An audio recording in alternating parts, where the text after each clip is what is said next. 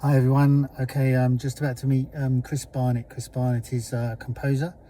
I've only met him once before. I met him through networking, just so that I'm doing as I preach.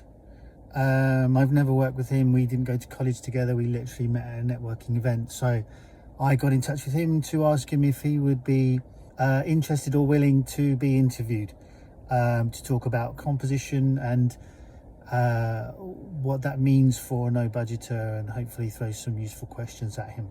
So fingers crossed. When I left school, I had to get a normal job in engineering. My mum wouldn't allow music in the house as a career. And I didn't know music was a career choice until I left school. My first year in engineering, I happened to meet a chap who was a singer, and through him, I managed to get to be an assistant of a chap called Michael Riley, who ran an organisation or a group called the Reggae Philharmonic Orchestra. And he was a record producer. He was part of Still Pulse back in the 70s. And through him, really, I learned about studio techniques, recording, tape hopping and stuff. Once that time had passed, I was not sure what to do. So then I decided to do a degree, undergraduate degree, to learn jazz and orchestral music first. And then to go on, I went on and did a master's degree. But at that time, I just wanted to be like a young Quincy Jones, so that was my objective. Obviously, I got diverted into being a film composer. I was an engineer. I did a 4-year apprenticeship in the Ministry of Defence in mechanical production, and I'm an actor, do you know what I'm saying? There you go, it's the same as Lenny Henry, so many of us. What resistance, if any, do you feel that you've received as a person of colour trying to move into something that's so quintessentially white, if you like? It's hard to state what resistance one gets as a person of colour, because it's never overt. But you do notice that younger composers, parts of your peer group, younger composers come in, and some of them are working immediately, doing very high profile jobs, and people I've approached have either not responded, or you just met with kind of a blank wall, But it's never overt, and so it's very difficult to kind of state exactly what is going on, despite all the initiatives that there are out there, But presumably your take on it is A, smash the walls down, and B, if you want it hard enough, just go out and do it. Is that what you're saying? If you really want something, then you go out and do it. If you're trying to achieve something and be part of something, and they're not letting you in, then start your own. If you don't get your own Academy Awards, start your own awards. That's the way that I think about things. I would like to see more black composers, more composers of all ethnicities, actually, female composers. I think that's really what I would like to see. What's been the most interesting thing you've worked on recently? Recently, I worked on a documentary called Breaking Boundaries. It's about a female rhythmic gymnast. She's half American, half Russian. She lives in LA.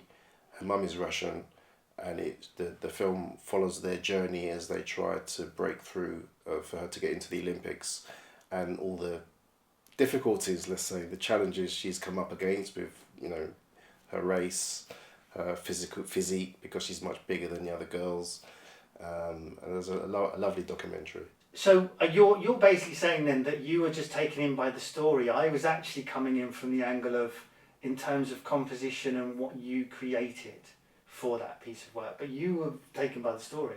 Yeah, I'm always taken by the story. The story comes first, actually. If the story is not very interesting, or if it's poorly told, then it's very difficult for myself as a composer to help the story get told, So number one is the story. If the story is very good at the start, or has some potential, then we can start looking at how to improve the telling of the story, get the emotions across and things like that. What are some of the good aspects to working on a feature film, for instance? For me, the best aspect of working on a feature film is working with musicians, hearing one's compositions perform live, especially in orchestra, in a big hall like Air Studios or Abbey Road or something like that. That's really magic, and it's magic for the directors and the producers as well, because you see their faces when they hear the downbeat, the first cue. It's the best ever, you know. When do you like to receive the script? At what point in proceedings? We're talking about features. Script wise, I prefer not to read scripts actually. Although I have recently read a script just the other day actually, and the reason is because number one, it's very difficult for me to get into the story through a script, because I'm never sure whether the film, the finalized film, will look like the script and vice versa.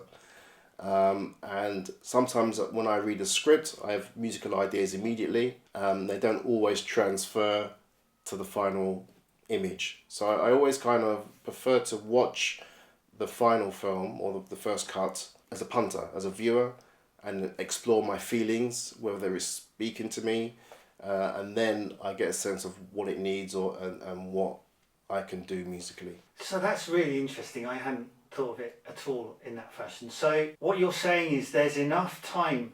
You're not even looking at rushes. You're saying that there's enough time with, I guess, a rough edit, a first cut, between you seeing that and then managing to finish the film in terms of, all of the post-production that needs to be done. There's enough time for you there to write the music that you feel is most apposite. Absolutely. Normally, composers would love to have the final cut and just to work on the final cut, but that never happens, And with documentary filmmaking, it's even worse, because you're working on something which is continually being edited and changed, and the story is kind of shifting. This one character comes in, he's much more interesting, so he becomes the focus. So you just learn to adapt, and through conversations with the filmmakers, it becomes very organic. So yeah, much prefer to work that way than with a script. So how long do you have then from the time you see what I guess is a first cut? How long do you have to complete your end of stuff? It depends. Sometimes it just depends what the deadlines are in terms of how long I have to finish a film. It could be 2 weeks, could be 3 months.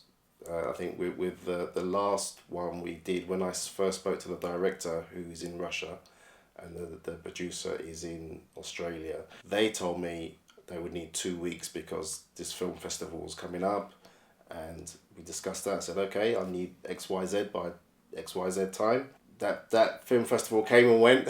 They weren't ready. So I ended up taking 6 months on that, And then I had a feature film which came on at the same time, so I was doing both of them at the same time, But it just depends, deadlines and, Yeah, things shift.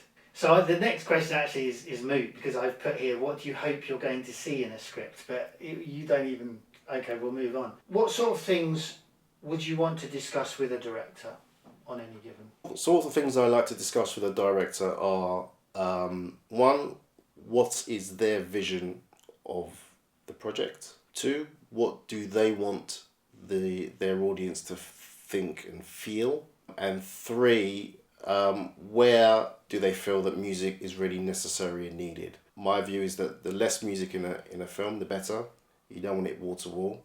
Music should be there for a purpose, and it needs to be heard in many cases. I mean, there is a school of thought now where people think that music shouldn't be heard and it should be drony and things like that, but really music should be there, and if it's there, it should be doing something. That's interesting, because when I asked you earlier about the script and what do you expect to find or what do you look for when you read a script, that's where I was thinking that you would seek out the emotional arc and the emotional journeys, but you wait and you talk to the director for that. Yeah, I wait to see the picture first, because you never know what the actor's going to bring to a performance, whether they're going to kill it in a good way, and really bring out the performance. And in that case, music may not be necessary, but there may be a scene where an emotion or something needs to come through and it's not quite happening for whatever reason, and then music needs to, help that scene. That's really interesting. I'd never thought of it like that. Yeah. So presumably you don't have much to do with a writer necessarily, unless they're a writer director. You don't have a lot. With the writer, no, I don't really have a lot to do with writers. But my key crew group in filmmaking would be the editor, director, sometimes the producer, maybe sometimes they're the same person, and the sound engineer or sound designer. Those are the people that I try to work closely with. Things that make my job needlessly difficult are directors who are not sure what they want their audience to feel, and directors who like to speak in musical terms. That's a no-no. So what I want to hear is just about emotion, because I can write emotion. So that's really the main thing, really. I do have a go-to stable of musicians. They're the ones who work on everything. But having said that, there are people I can bring on board who help to find musicians for me. They're called fixers. So they book studios. My agent is a music supervisor, so they actually help out with some of that as well. So your advice to no-budget filmmakers from a composer point of view is to, as Nike says, just do it. Don't think too much about the whys or the hows. Just take one step at a time. Try to meet as many people as you can and be brave. I mean, you're much further along in your career, but if a no-budget filmmaker was talking to a composer who wanted that first credit, so was willing to do the gig, is a composer going to make any money from the music rights to the soundtrack? So if there's not an outright payment, they can do a deferred payment, where once the film has come out and hopefully is making money, then the composer becomes part of the team who get the royalties. Other than that, they can also retain the publishing rights, so they retain 100% of their publishing, because usually what happens is 50% goes to the producer, 50% to the composer, but you can just take 100% and then you can use your score in other projects or whatever you feel. So you retain the rights and the ability to use it. What's the craziest thing you've done to get a job done? I remember during lockdown recording the score for a documentary called Getting Away with Murders, and my studio was in my brother's attic in Walthamstow. I needed a choir to record some vocals. The director wanted some eerie voices because it's about the Nazis and the Jews that were murdered. So he wanted to evoke the voices of the dead. One of my ex-students lived in the area. She was a singer, a Swedish vocalist. And so I had her sing various notes in all kinds of accents and vocalizations, and very strange. She didn't really know what she was doing because, I just directed her and told her what to do. I said, don't worry about it, don't ask any questions, just trust. And we managed to create a choir of eerie sounds, which I used in the score to wonderful effect. Excellent. Can you think of anything that I haven't covered that you feel I should have covered? I would say, as a composer working with first-time filmmakers, one of the key things to make sure that you work with really great actors. Script is one thing, but you need an actor that can really get across emotions. And I think from what I see, the better the actor, the less problems you have down the line with post-production, with music, with editing. So try to work with someone that can really give you those performances, those honest performances. So let's say that you're working literally, you live in the middle of nowhere, you live in a village. How much composition, how much of the work that you need to do could you do if you just had access to a laptop? I could still write some kind of score, because I have my hands. I can tap a beat. I can bang a drum or something. So it just depends what the imagination can do, and what your expectations are. Apple Mac do a free software called GarageBand. Obviously, it's not free because you still have to buy the Apple Mac. But you can construct a score with GarageBand, a very basic score. These things are possible. Or you can just go out and record sounds and make a score from the sounds that you record. That's cool, yeah. So there's some amazing films that have come out of the Far East, for instance. And if you wanted to, you could literally create, there's such a cacophony when you walk into like a jungle or a rainforest, or you're saying that you could quite literally use that. Yeah. Yeah. That's it's a particular. It's called sound design. It's sound design, but you can, depending on your skill, you can do something which is quite creative and musical with sound design, depending on what you capture and how you manipulate those sounds. There is a branch of musical composition called musique concrète, a French term. I think it came around in the 30s, and it's basically the composer would string loops of tape on a reel to reel and record sounds, and the tape would go around and then they would record on top of those sounds and build a soundtrack using this. And it'd be everyday sounds, breaking concrete, dropping plates, all kinds of different sounds, and that's a musical style. Superb. Thank you. We're there.